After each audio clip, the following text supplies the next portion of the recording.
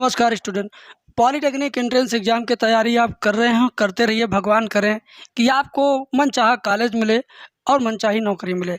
लेकिन ऐसे में समस्या एक और बनती है कि आज के समय में कौन सा ट्रेड बेहतर होगा।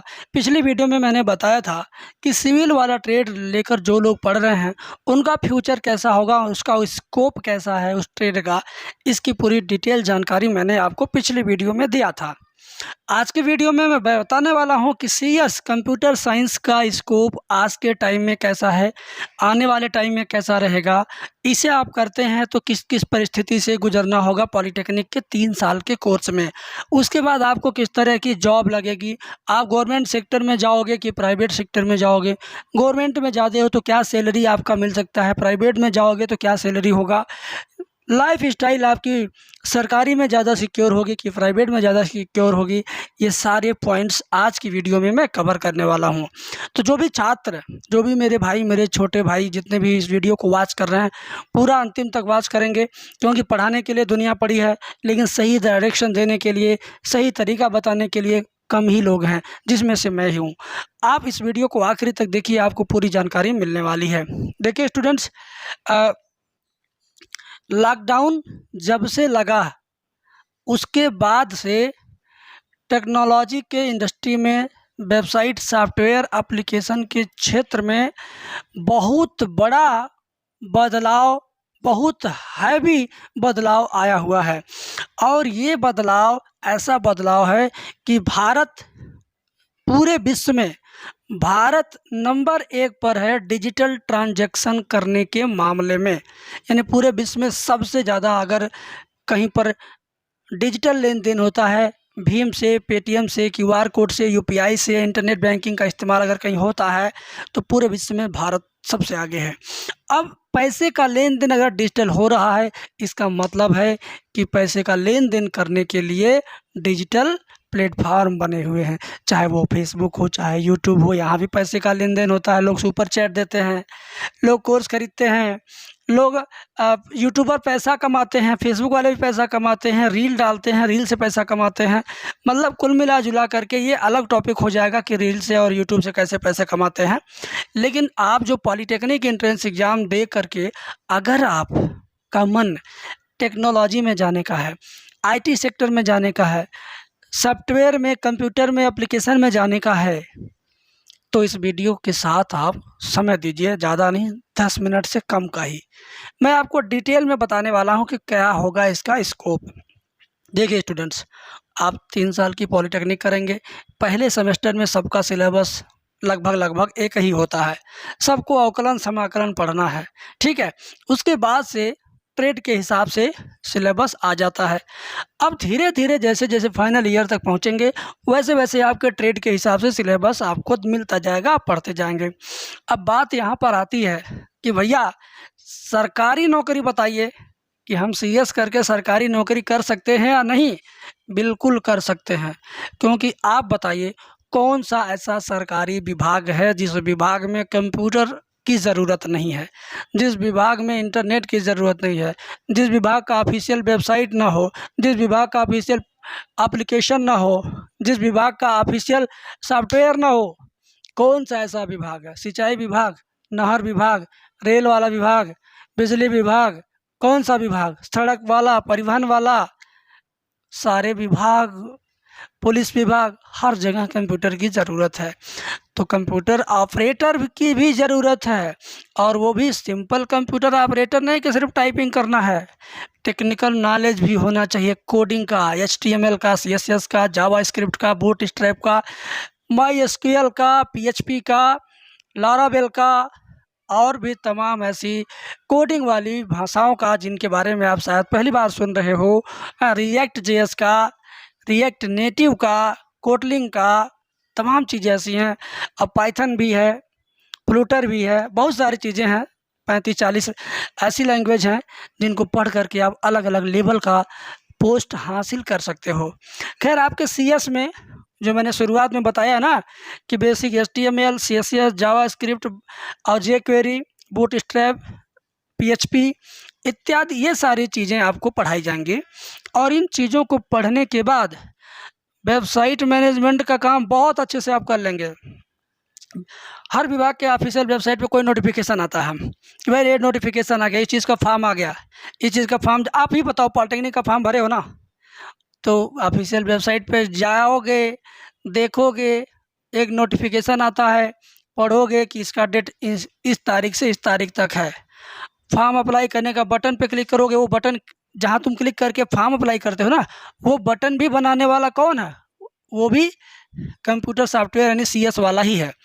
तो उस बटन पे आप क्लिक करके जब फॉर्म भरते हो तो आपके सामने पूरा डिटेल भरने के लिए फॉर्म खुल जाता है। तो वो जिसने बनाया है वो कौन है? CS वाला है।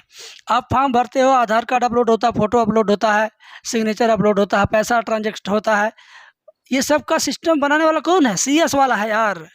आखिर उसके बाद जब कॉलेज में चले जाओगे, एडमिशन होगा, काउंसलिंग होगी, तो उसके लिए अलग फंक्शनलिटी। उसके बाद अगर आप और बड़ी बड़ी इंडस्ट्री में जाकर जॉब करना चाहते हैं डिप्लोमा होल्डर बन के, तो आपको और बड़ी बड़ी सैलरी वाली जॉब मिल सकती है। लेकिन मैंने आपको एक एग्जाम्पल बताया है यार कि आप CS पढ़ के करोगे क्या, आप बनोगे क्या, आप क्या करोगे, लोग क्या उसका फ़ायदा पाएंगे, ये मैंने आपको बताया है। ठीक है।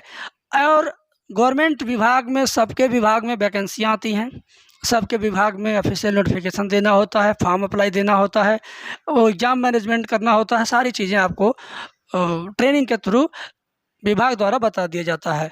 और काम करने के लिए आप अपने ही स्कूल में उसका बेसिक नॉलेज ले लेते हो और इंडस्ट्री वाला नॉलेज आपको बाद में मिल जाता है। तो ये तरह गवर्नमेंट सेक्टर का।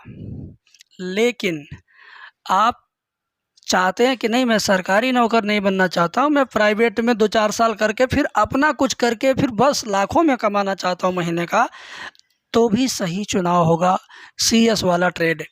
CS वाला ट्रेड तो भी सही चुनाव होगा आपके लिए, क्योंकि आजकल गूगल का ज़माना है भाई। कुछ भी खरीदने पे पहले गूगल सर्च करते हो, फिर किसी एक वेबसाइट पे जाते हो, वो वेबसाइट किसी व्यक्ति ने बनाया और व्यक्ति ने चलाया, और व्यक्ति भी चला रहा है, और जो उस वेबसाइट को चला रहा है, वो जानकारी उपलब्ध करा रहा है, वो भी CS वाले का ही खेल है। कुल मिला जुला करके आप प्राइवेट में देखिए, पेटीएम में, स्विगी में, जोमेटो में और अमेजोन में, ट्रेड वाली जितनी कंपनियां हैं, जितनी मतलब शेयर मार्केट वाला जितना एप्लीकेशन है, हर एक एप्लीकेशन जो भी 10 मिलियन से ज़्यादा यूजर वाला है, हर एक एप्लीकेशन, जितने भी 10 मिलियन से ज़्यादा के डाउनलोड्स वाले एप्लीकेशन हैं, सारे एप्लीकेशन को हैंडल करने के लिए कोडिंग वाला डेवलपर चाहिए, CS वाला बंदा चाहिए, और उसकी सैलरी 50,000 प्लस से शुरू होती है, और उसकी जो अंतिम सीमा है वो पता नहीं कहाँ है, 1.5 लाख है कि 2.5 लाख है कि 5 लाख है। ठीक है बेटा। तो आप जैसे लोग बैंक में भी जा सकते हैं, बैंक में भी भैया कंप्यूटर लेके बैठे रहना होता है। और ऐसा ही नहीं कि सिर्फ बैंक में जो कंप्यूटर पे कैशियर होता है वही कंप्यूटर का बढ़िया नॉलेज वाला होता है, ना ना ना, उसमें भी टेक्निकलिटी होती है।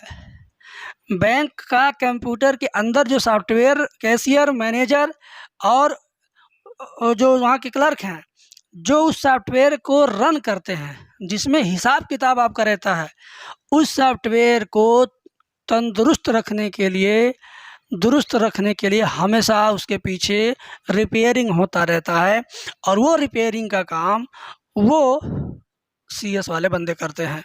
ये आसान भाषा में, देसी भाषा में मैं आपको समझा रहा हूँ।